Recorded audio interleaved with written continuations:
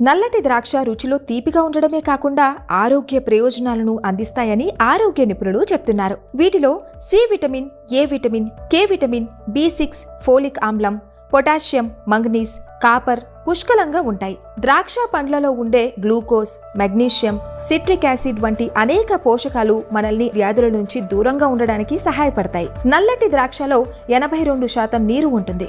వీటిని తినడం వలన శరీరం హైడ్రేట్ గా ఉంటుంది. కణాల విభజనను అడ్డుకుని క్యాన్సర్ ను దరిచేరనివ్వదు.